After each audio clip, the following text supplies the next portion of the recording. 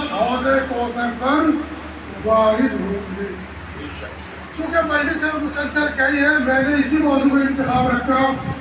سب سے پہلی بات تو یہ دیکھی جائے کہ کہنے والا کون ہے۔ میں یہ اس لیے بات کہہ رہا ہوں بھٹو بھائی، ہر منہ سے ہر بات اچھی نہیں لگتی، ہر منہ سے ہر بات اچھی نہیں لگتی۔ ایک بات کوئی جاہل کہے تو اس کی کوئی ویلیو نہیں ہے، اسی بات کو مسجد کا پیش نماز کہے تو وزن تھوڑا بڑھ جائے گا، توجہ ہے نا آپ کی؟ اسی بات کو مولانا نہیں ایک مرجع وقت کہے توجہ، تو پھر کتنا وزن ہوگا اس کی بات میں؟ کوئی جاہل کہے تو اور کچھ وزن نہیں، مسجد کا پیش نماز کہے تو تھوڑا وزن بڑھا، اسی بات کو آیت اللہ خام نہیں یا آیت اللہ سیستانی کہے تو پھر کتنا وزن بڑھ جائے گا۔ اسی بات کو سیستانی صاحب نہیں، خامنی صاحب نہیں، مولا علی کہے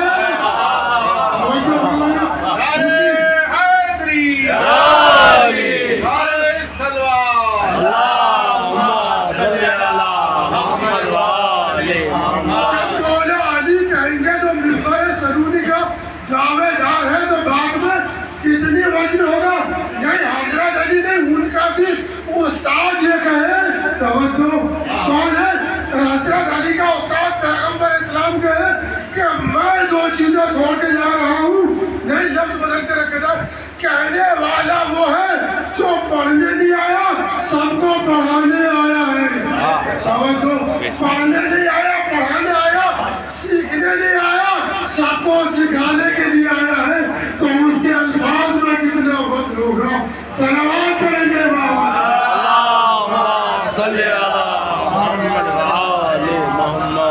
تو کیا کہا؟ میں تمہارے درمیان دو گراں قدر چیزیں چھوڑ کے جا رہا ہوں، ایک کا نام ہے قرآن اور دوسرے کا نام ہے اہل بیت۔ دنیا اس بات پر گواہ ہے کہ ہم نے آج تک نہ قرآن کا دامن چھوڑا نہ اہل بیت کا دامن چھوڑا۔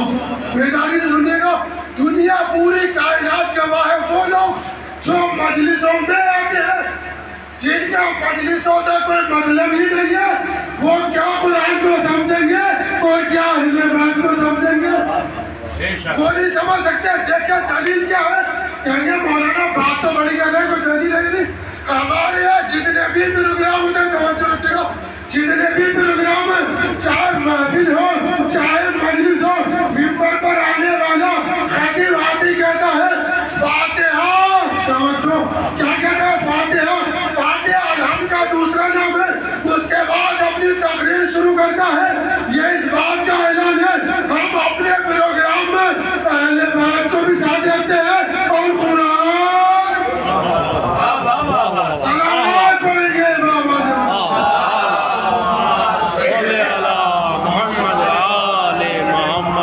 ہم قرآن کو بھی ساتھ لیے ہوئے ہیں اور اہل بیت کو بھی ساتھ لیے ہوئے ہیں۔ دوسری دلیل سن لیجئے، دونوں کو ساتھ رکھا نہیں، قرآن اور اہل بیت کو ساتھ رکھا۔ نووارد بچہ جو پہلی مرتبہ اسکول میں جائے، اگر وہ انگلش اسکول میں جا رہا ہے تو اسے کتاب دی جاتی ہے، اس پہ کیا لکھا ہوتا؟ اے فور ایپل، نہیں متوجہ ہوئے آپ، بی فور بال، بھائی جب اے بنا دیا تو ایپل کی کیا ضرورت؟ جب بی بنا دیا تو بال کی کیا ضرورت؟ یا بال بنا دی تو بی کی کیا ضرورت؟ ایپل بنا دیا تو اے کی کیا ضرورت؟ توجہ رکھیے گا۔ اب یہ اسلامی مدارس میں بچہ یا الف سے اللہ یا الف سے انگور ویسے بالٹی، جب الف بنا دیا تو انگور کی کیا ضرورت؟ جب انگور بنایا تو الف کی کیا ضرورت؟ بے بنایا تو بالٹی کی کیا ضرورت؟ جب بالٹی بنا دی تو بے کی کیا ضرورت؟ یہ بچہ جانتا ہی نہیں ہے کہ الف کیا ہوتا ہے اور انگور کیا ہوتا ہے۔ میرے متوجہ ہے، یہ بچہ جانتے نہیں ہے اے کیا ہوتا ہے ایپل کیا ہوتا ہے۔ جب اے دیکھے گا تو ایپل سمجھ میں آئے گا، جب ایپل دیکھے گا تو اے سمجھ میں آئے گا۔ یہی اللہ سمجھانا چاہتا ہے، جب قرآن کو دیکھو تو اہل بیت کو سمجھو، جب اہل بیت کو دیکھو تو قرآن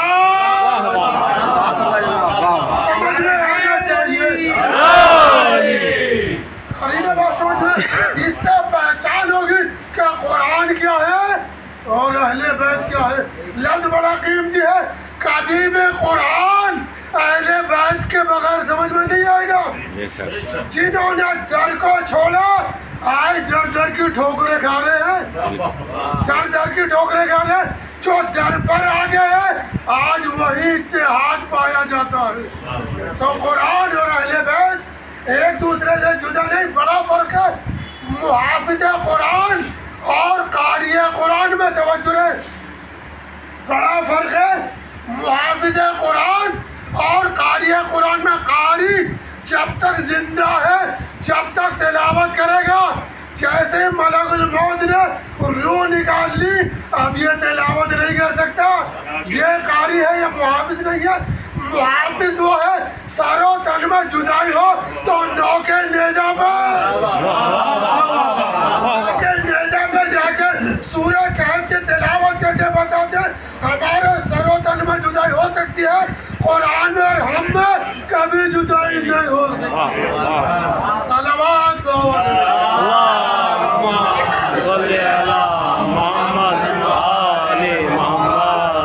तो कारी की क़ियामत मरने के बाद खत्म।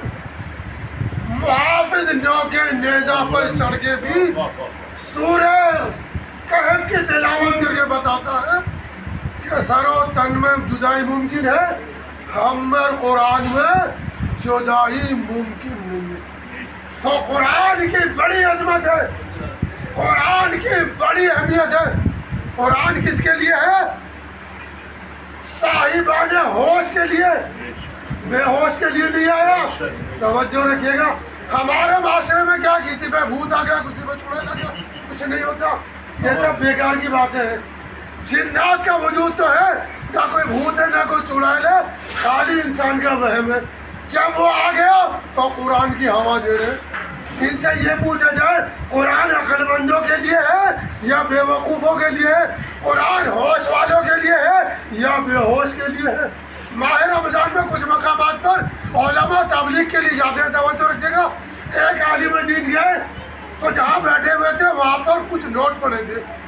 साहिब खाना नाश्ता खाना देने गया, मौलाना ने जल्दी से नोट उठा के सारे कुरान में रख दिए। अब इसकी हिम्मत ही नहीं पड़े कि पैसे कहाँ गए। दो ही आदमी थे, साहिब खाना और मौलाना। अगले साल फिर रमजान आया, मौलाना की दावत हुई तो इसने कहा हुजूर मेरे पैसे रखे हुए थे। मौलाना रोने लगे, मौलाना रोने लगे। इसने कहा हुजूर मैंने इल्ज़ाम नहीं लगाया। मौलाना और जोर जोर से रोने लगे। जितनी ये बातें बनाए मौलाना उतनी जोर जोर से रोए।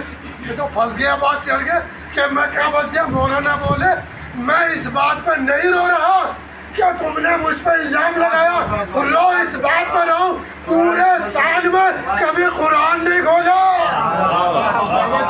तुम्हें कुरान ही नहीं खोला पूरे साल में। अगर तुम कुरान खोल लेते तो तुम्हारे पैसे मिल जाते। सलावत पढ़ेंगे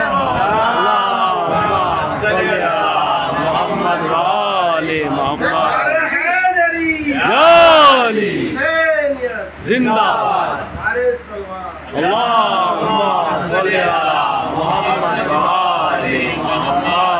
बड़ी अहमियत है कुरान की, बड़ी। हमारी कौम का हर बच्चा दीनदार होना चाहिए।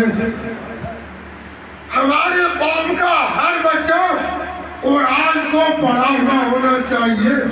वरना बच्चा तो फंसेगा ही, बख्शे माँ बाप भी नहीं जाएंगे, बख्शे माँ बाप भी नहीं जाएंगे। पूरे कुरान की अजमत तो बाद में बताऊंगा, पहले बिस्मिल्लाह की अजमत तो समझिए।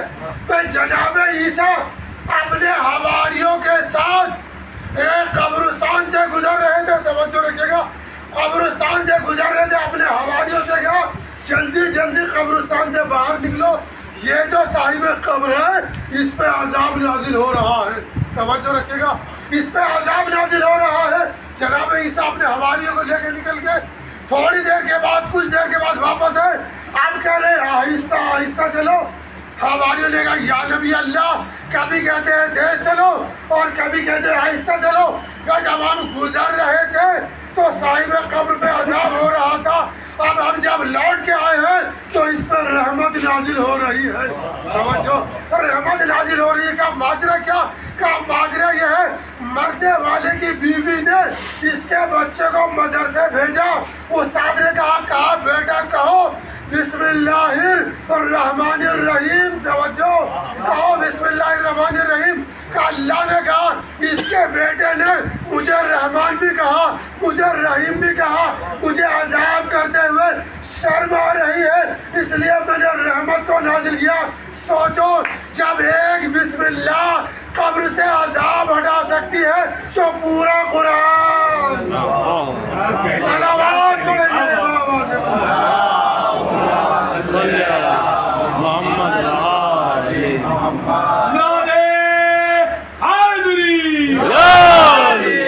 پورا قرآن پر انسان کی قبر کو کیسے منور نہیں بنا سکتا ہے. قرآن ذہن میں رہے, قرآن کا ایک ایک لفظ ایک ایک حرف زندہ جاوید ہے. توجہ رکھیے گا, ایک ایک حرف ایک ایک لفظ جو ہے صبح قیامت تک زندہ جاوید. اگر کسی نے اس میں کوئی کمی نکال دی تو اس کا ایمان ہی ختم ہو جائے گا. چونکہ اللہ کی یہ وہ لا زوال کتاب ہے. اس سے پہلے بھی تو 3 کتابیں آئی ہیں, توریت بھی آئی, زبور بھی آئی, انجیل بھی آئی. اللہ نے نہ توریت کی ذمہ داری لی, نہ زبور کی ذمہ داری لی, نہ انجیل کی ذمہ داری لی. قرآن کا مسئلہ آیا تو فوراً اللہ نے کہا اِنَّا نَحْنُ نَزَّلْنَا الذِّكْرَ وَإِنَّا لَهُ لَحَافِظُونَ. ہم نے اسے نازل کیا, ہم ہی اس کی حفاظت کریں گے. پروردگار دوسری کتابیں بھی تو نے نازل کیا, اس کی ذمہ داری کون نے دی؟ اللہ کہے گا توریت کے بعد زبور کو آنا ہے, زبور کے بعد انجیل کو آنا ہے, انجیل کے بعد قرآن مجید کو آنا ہے. قرآن کی ذمہ داری اس لیے نہیں اب قیامت تک کوئی کتاب آنے والی نہیں ہے, اب کوئی کتاب نہیں آئے گی, یہ صبح قیامت تک باقی رہے گی. لہذا ہم نے اس کی ذمہ داری لی ہے. توجہ, قرآن ہر دور میں معجز نما ہے. ہر دور میں کسی نے کوئی کتاب لکھی 10 سال کے بعد اس سے بہتر ایڈیشن آ جائے گا, اس سے بہتر فکر آ جائے گی. یہ قرآن کا معجزہ ہے. توجہ رکھیے گا, جو ہر زمانے میں نئی فکریں پیش کرے گا, نئی ٹیکنیک پیش کرے گا. توجہ رکھیے گا, قرآن کبھی پرانا نہیں ہے تو اچھا. ایک بات بتائیے, جو لوگ 15 سال پہلے مر گئے ان کی مجلسیں یاد ہیں آپ کو؟ سب کہنے بہت اچھا پڑھتے تھے. آپ قلب صادق صاحب کو لے لیے, یہ تو ابھی گئے ہیں. ان سے پہلے قلب عابد صاحب, ان سے پہلے قلب حسین صاحب, اظہر حسین زیدی صاحب, بڑے بڑے ذاکر 10-20 سال پہلے جو چلے گئے ان کی مجلس کسی کو یاد ہے؟ ایک جملہ بھی شاید کسی کو یاد ہو؟ توجہ آخری بڑھا کہ بہت اچھی پڑھتے تھے, بہت اچھی پڑھتے تھے, بہت اچھی پڑھتے تھے. توجہ نہیں کی, بہت اچھی پڑھتے تھے مگر کوئی جملہ یاد نہیں. یہ علی کا کمال ہے, 1400 سال پیدا ہوا آج تک سب کو فضائل ایک ہی زبان پر علی کے فضائل موجود ہیں. صلوات پڑھیں گے بابا.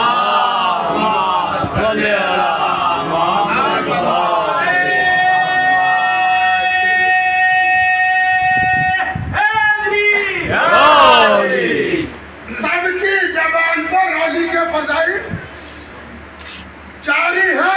کیا یہ موضوع نہیں ہے؟ کیا یہ موضوع نہیں ہے؟ اور علی وہ ذات ہے جو خانہ کعبہ میں پیدا ہونے کے بعد کبھی توریت سناتے ہیں, کبھی زبور سناتے ہیں, کبھی انجیل سناتے ہیں اور کبھی قرآن سناتے ہیں.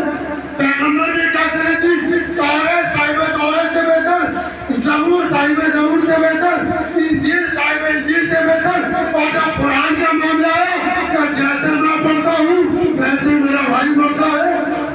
یا رسول اللہ, یہ کیا بات ہوئی؟ بھائی سب سے بڑی سند یہ ہے جس کا کلام ہے اس جیسا پڑھے. مثلا میر انیس کا مرثیہ ہے تو جو ادائیگی میر انیس کر سکتے ہیں وہ دوسرا نہیں کر سکتا.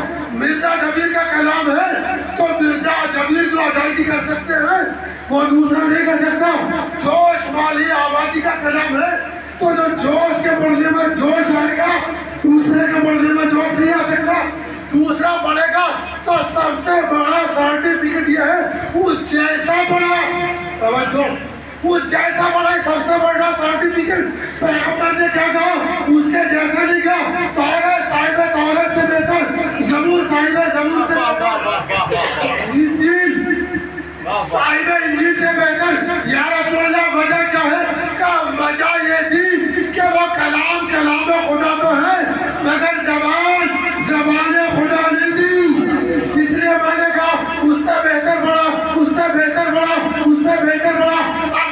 جیسا پڑھا تو یہ نہ سمجھنا علی کی زبان لسان اللہ ہے، بلکہ میری زبان بھی زبان خدا ہے، میری زبان بھی زبان خدا ہے۔ اب یہاں پر میسج یہ ہے کہ ہم نے اس کا دامن تھاما جو آنے کے بعد کبھی تورات سناتا ہے، کبھی زبور سناتا ہے، کبھی انجیل سناتا ہے، کبھی قرآن سناتا ہے۔ اگر اس کے ماننے والے تعلیم قرآن سے دور ہو تو کتنا افسوس کا مقام ہے۔ ہمارے پاس دنیا بھر کی تعلیمات حاصل کرنے کا وقت ہے نہیں ہے تو قرآن کے لیے ٹائم نہیں ہے۔ سب سے بڑی بدبختی ہماری قوم میں یہی ہے کہ ہم قرآن سے دور ہوتے جا رہے ہیں۔ توجہ رکھیں، قرآن آج کی گفتگو اونلی قرآن پہ کل انشاءاللہ بیان ہوگا۔ قرآن اللہ نے کائنات بنائی، اللہ ہے، مولا علی ہے، تو دو گواہ قانون کے طور پر ہے یا نہیں؟ اللہ ہے، گواہ کون؟ خاموش قرآن، بولتے پیغمبر۔ توجہ رکھیں، آگے بڑھتے ہیں۔ کون گواہ؟ خاموش کائنات، بولتے پیغمبر۔ جب پیغمبر کی گواہی کا مسئلہ آیا تو خاموش قرآن، بولتے علی۔ جب علی حسن کا مرحلہ آیا، جب علی کا مرحلہ آیا تو خاموش قرآن، بولتے حسن۔ جب حسن کی گواہی کا مسئلہ آیا بولتے حسین، خاموش قرآن۔ جب حسین کا مسئلہ آیا خاموش قرآن، بولتے زین العابدین۔ جب زین العابدین کا مرحلہ آیا بولتے باقر، خاموش قرآن۔ جب امام باقر کا مرحلہ آیا بولتے صادق، خاموش قرآن۔ سمجھو ہے نا، امام صادق کا مرحلہ آیا بولتے موسیٰ کاظم، خاموش قرآن۔ جب امام کاظم کا مرحلہ آیا امام علی رضا بولتے گواہ، خاموش قرآن۔ جب علی رضا کا مرحلہ آیا محمد تقی بولتے گواہ، خاموش قرآن۔ جب محمد تقی کا مرحلہ آیا علی نقی بولتے گواہ، قرآن، خاموش گواہ۔ علی نقی کا مرحلہ آیا، آخری وقت پر ہے توجہ، نتیجہ نامہ، علی نقی کا مرحلہ آیا خاموش قرآن گواہ، بولتے حسن عسکری گواہ۔ جب حسن عسکری کا مرحلہ آیا خاموش قرآن گواہ، بولتے آخری امام گواہ۔ جب آخری امام کا مرحلہ آیا تو اب تو قرآن ہی باقی رہ گیا، دوسرا کون گواہ؟ اللہ کہے گا گھبراؤ نہیں، ہم نے عیسیٰ کو توجہ چرخے چہاروں پہ اسی لیے رکھا، جب دعوے کی گواہی کا مسئلہ آئے گا عیسیٰ بولتے گواہ ہوں گے، خاموش قرآن گواہ ہوگا۔ صلوات پڑھیں گے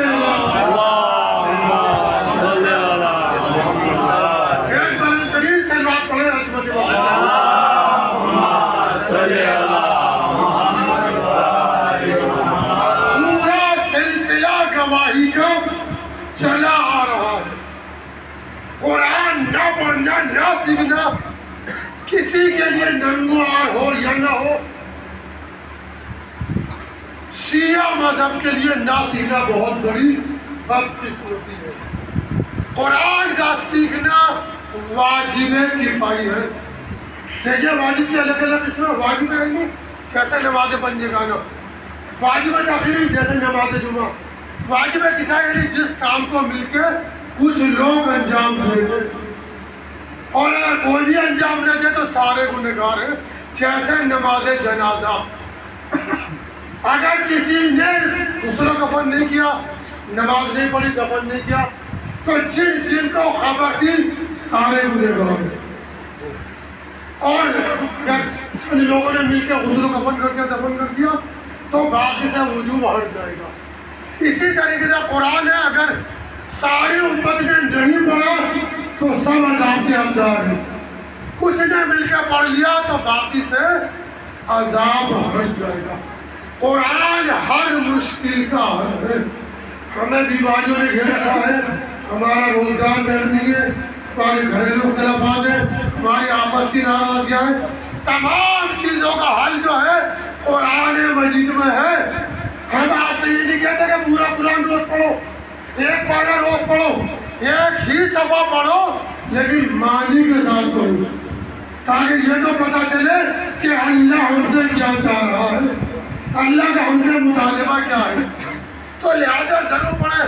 گھر کی مشکلات کے لیے، مشکلوں کو حل کرنے کے لیے، حاجات کی برآوری کے لیے روزانہ صبح گھر میں بلند آواز سے قرآن کی تلاوت کی جائے اور سونے سے پہلے حدیث کتاب پڑھی جائے۔ توجہ رکھیے گا، سونے سے پہلے اس لیے کہہ رہا ہوں کہ صبح جب آپ تلاوت کریں گے تب بھی رحمت کے فرشتے آئیں گے، جب آپ حدیث کتاب پڑھیں گے جب بھی رحمت کے فرشتے آئیں گے۔ جہاں پر رحمت کے فرشتے آتے ہیں وہاں سے شیاطین رخصت ہو جاتے ہیں۔ جب شیاطین رخصت ہو جائیں گے تو رحمتیں برکتیں گھر میں نازل ہوں گی۔ لہٰذا آپ کی مشکلوں کا گھر، ہماری مشکلوں کا حل ہمارے گھر میں موجود ہے۔ قرآن اس لیے نہیں ہے کہ بیٹی کو جہیز میں تو وہ تو پڑھی بھی نہیں ہے، اس کو دینے سے کیا فائدہ۔ قرآن اس لیے نہیں ہے کہ گھر کی زینت ہو جائے، نہیں۔ قرآن اس لیے نہیں ہے کہ سفر میں جا رہا تھا قرآن کے نیچے میں لگا کے نکال دو، پیشانی سے لگا دو۔ قرآن گھر سے عبرت لینے کے لیے۔ شاید نے کیا کہا؟ باہوش تو لیتے نہیں کچھ اس سے سبق، باہوش تو لیتے نہیں کچھ اس سے سبق، بے ہوش کو قرآن کی ہوا دیتے ہیں۔ عجب معاملہ ہے، باہوش کے لیے نہیں ہے۔ لہٰذا قرآن کو سمجھے۔ یہ آزاداری میں مقابلہ جو کرتے ہیں اس کی مجلس اچھی، اس کی مجلس کسی کی خراب نہیں ہوتی ہے، یہ غلط سوچ ہے۔ اگر مجلس ٹھنڈی گئی ہے تو اس نے اپنے ابا کا ذکر نہیں کرنا ہے، اس نے مولا کا ہی ذکر کرنا ہے۔ ہمارے معاشرے کی سوچ ہی غلط ہے کہ جس میں چھت پھاڑ دو وہ مجلس اچھی ہے۔ نہیں، مجلس وہ اچھی ہے جس میں آپ کو سیکھ کر جائے۔ مجلس وہ اچھی ہے جس میں آپ کو کچھ سبق ملا ہو، اسی مجلس سے اہل بیت راضی ہوتے ہیں۔ مجلس حسین کی یونیورسٹی ہے، یہ حسین کی درسگاہ ہے، ممبر پر آنے والا درس دے رہا ہے، اس کی ذمہ داری ہے کہ سب کے آنے والوں کا وقت خیال رکھے۔ خالی داد و تحصیل ملا کے نہیں ہے، مجلس کا معیار یہ ہے کس میں حدیثیں زیادہ پڑھی گئی، کس میں آیتیں زیادہ پڑھی گئی۔ نتیجے تو نکالتا ہے آدمی۔ اہل بیت نے واقعہ کربلا کے بعد بھی آیتوں کا سلسلہ بند نہیں کیا۔ کیا آپ نے تاریخ میں نہیں دیکھا کہ امام حسین 9 تاریخ کو کہہ رہے ہیں کہ ایک رات کی مولد ہو جائے، پھر مولد کب مولد دے رہے ہیں کہ مجھے تلاوت قرآن بہت پسند ہے، تلاوت قرآن بہت پسند ہے، مجھے عبادت کرنی ہے۔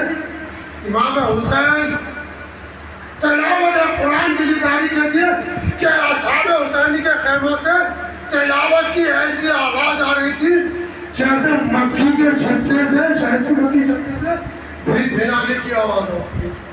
کوئی ہراس نہیں ہے، کوئی خوف نہیں، کوئی بے چینی نہیں ہے، سب کوئی نماز کو رکوع کر رہا، کوئی سجدہ کر رہا، کوئی قیام کر رہا، کوئی تلاوت قرآن کر رہا۔ ایک مرتبہ جناب زینب نے کہا آئے کہ تم نے اپنے اصحاب کا امتحان لے لیا، ایسا نہیں کہ تمہارا ساتھ چھوڑ کر۔ ابھی تو یہ سوچ کے پوچھا دیجیے گا کہ محرم کا چاند ڈوب چکا ہے اور اب جو ہے سفر کا چاند نمودار ہو چکا۔ میں سلسلہ وار مسائل پڑھوں گا چونکہ کئی مجلسیں ہیں اسی کے حساب سے۔ تو آجی تو آپ لوگ تو کو تو امام حسین کا نام آتے ہی آنکھوں میں آنسو آ جانے چاہتے، اس لیے کہ یہی وہ ذات تھی جس کو دیکھ کے امیر المومنین نے کہا تھا یہ وہ ہے جو مومن کی آنکھ کا آنسو ہے، جو آج یہاں نہیں رو سکی بڑا آخرت میں بہت دنیا کرے گی۔ سازداروں آپ وعدہ ہو جاؤ کہ بھیا کہ تم نے امتحان لے دیا۔ یہ آواز حبیب ابن مظاہر کے کانوں میں پہنچی، فوراً اصحاب کے خیمے میں گئے کہ سب خیموں سے باہر آ جائیں، شہزادی کو ہماری وفا پر بھروسہ نہیں ہے۔ سب آئے، آنے کے بعد جناب زینب کے خیمے کے باہر بیٹھ گئے اور ایک جملہ کہا شہزادی یا تو ہماری وفا پر بھروسہ کر لیجئے اور اگر بھروسہ نہیں ہے تو آپ حکم دیں، ہم اپنی تلواروں سے ابھی اپنے سر کاٹ کے امام حسین کے قدموں میں ڈال دیں گے۔ اتنا سننا تھا، زینب کا دل بھر آیا۔ عزیزو یقین ہو گئے نا کہ کیسے اصحاب با وفا ہے۔ حاجی تو وہ وقت یاد کرو دیکھیں ہم مولا حسین کو یاد کر رہے ہیں. امام حسین نے واقع کربلا میں 2 موقع پر ہمیں یاد کیا.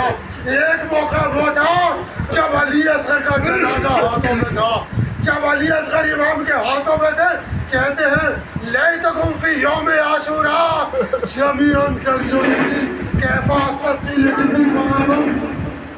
اے چاہنے والوں کاش تم کربلا میں ہوتے اور دیکھتے میں کس طریقے سے علی اصغر کے لیے پانی کو مانگ رہا تھا اور وہ کس طریقے سے پانی کا انکار کر رہے تھے.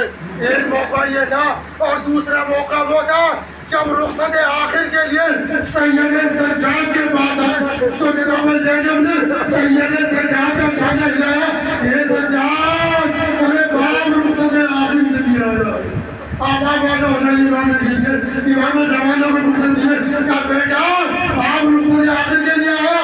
سید سجاد نے آنکھیں کھولی. میرا دل کہتا ہے جیسے آنکھیں کھول کے دیکھا کہا بوڑھی اماں میرا بابا کہاں ہے. کہا سجاد یہ جو لہو لعاب انسان کھڑا ہے یہی تو میرا بابا ہے جو زخمی کھڑا ہوا ہے جس کے زخموں سے خون بہ رہا یہی تو تیرا بابا ہے. سجاد بوڑھی اماں کہے بابا چچا عباس آ گئے. کہا بیٹا قتل ہو گئے. کہا بھائی علی اکبر کہاں گئے. کہا قتل ہو گئے. کہا حبیب ابن مظاہر کہاں گئے. کہا قتل ہو گئے. کہا سجاد اتنا سمجھ لو تم میں یا تم زندہ یا میں زندہ ہوں باقی سب شہید ہو چکے. سجاد نے بوڑھی اماں ذرا مجھے سہارا دیجیے میری تلوار لائیے میرا عصا لائیے. کہا کیا ارادہ ہے. کہا بوڑھی اماں اگر میرا بابا دھڑا لگیا اگر میں میدان میں جاؤں گا امام آگے بڑھے. یہ سجاد آج میرا امتحان ہے کل سے میرا امتحان ہوگا. اجرکم اللہ. امام نے کہا میرے لال صبر تحمل سے کام لینا. یہ سجاد ہو پیغام ہے جب قائد صاحب سے مل کے مدینہ جانا چاہنے والوں سے کہنا جب ٹھنڈا پانی پینا تو میری پیاس کو یاد کرنا. حاضرکم اللہ کا کہا جب ٹھنڈا پانی پینا گرمی کا دباؤ رہنا تو میری پیاس کو یاد کر لینا اور پورے چاہنے والوں کو میرا سلام کہہ دو. کیسے وقت میں امام نے یاد کیا ایسے وقت میں کوئی یاد نہیں کر سکتا. عزیزوں صادق حسین کی میں روایت نقل کرتا ہوں پر آخری روایت اسی میں باپ کو تمام کرنا. عزیزوں جب امام حسین سید سجاد سے رخصت ہو چکے اور اہل حرم سے رخصت ہو چکے شہید ہو چکے شام غریبوں کا سناٹا آ گیا. عزیزوں بڑی قیامت کی رات تھی. شام غریبوں انسان سوچ بھی لے گا تو پوری رات روئے گا بڑا دن روئے گا. خرمناک رات تھی. جب کھانا پانی آیا تو جناب زینب لینے کو تیار نہیں. دل کھول کے رو لیجئے جناب زینب لینے کو تیار نہیں ہے. امام سجاد امام وقت ہے. کہا پھوپھی اماں پانی لے لیجئے. کہا نہیں سجاد آپ پانی لے کے کیا کروں گی. اسی پانی کے لیے میرا عسکر چلا گیا میرا اکبر چلا گیا میرا پان چلا گیا. ارے میری سکینہ ابھی تک تڑپ رہی ہے میں پانی لے کے کیا کروں گی. کہا پھوپھی اماں پانی لے لیجئے. کہا میں پانی نہیں لوں گی. سید سجاد بار بار کہہ رہے ہیں زینب منع کر رہی ہے. کہا مجھے پانی نہیں چاہیے. سید سجاد نے پھوپھی اماں ذرا میرے قریب آ جائیے. جیسے قریب آئے امام نے دستے امام پھیرا. کہا پھوپھی اماں اب دیکھو میں بار بار کیوں کہہ رہا ہوں اب تو دیکھا حوض کوثر بنا ہوا ہے. حسین کھڑے ہوئے ہیں رسول خدا آگے بڑھے بیٹا پانی پیئے. کہا جا میری زینب پیاسی ہے میرے بچے پیاسے ہیں میں پانی نہیں پی سکتا.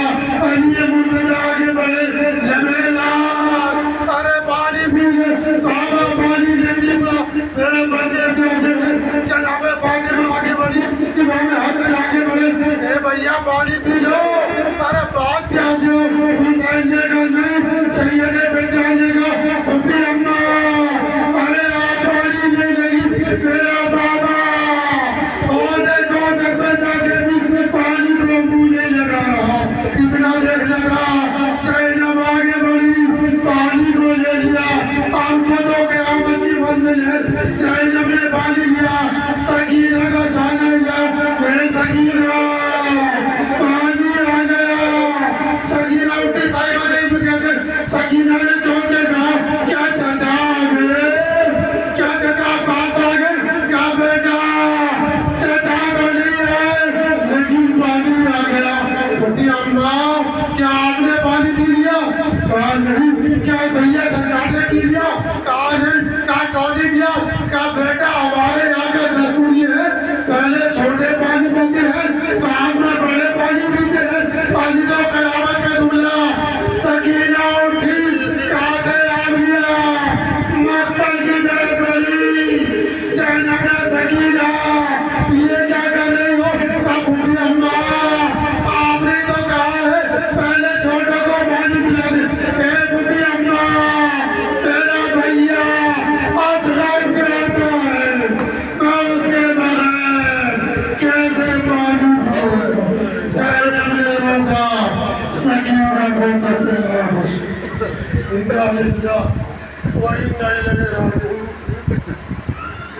پروردگار ہماری اس قلیل عبادت کو قبول فرما، ہمارے کثیر گناہوں کو معاف فرما، ہم میں جو مر چکی ان کی مغفرت فرما، جو زندہ ہیں انہیں ہمارے خیر کی توفیق عطا فرما، ہم میں جو برسر روزگار نہیں انہیں برسر روزگار فرما، جو برسر روزگار ہیں ان کے رزق میں ترقی عطا فرما، پرچم کفر و نفاق کو سربلو فرما، پرچم اسلام بلند ہے اسے بلند تر فرما، جہاں جہاں شیعہ حیدر کرار محبان اہل بیت عددان سید الشہداء سب کی جان و مال حسن آپ کی فضل فرما، دعا الہ حاضرین کی ایک ایک حاجت کو پورا فرما، ایک ایک مشکل کو پورا فرما، امام زمان کے ظہور میں تعجیل فرما، ہمیں ان کے آوان و صاحب پر ربنا تقبل منا انک انت السمیع العلیم وانت السمیع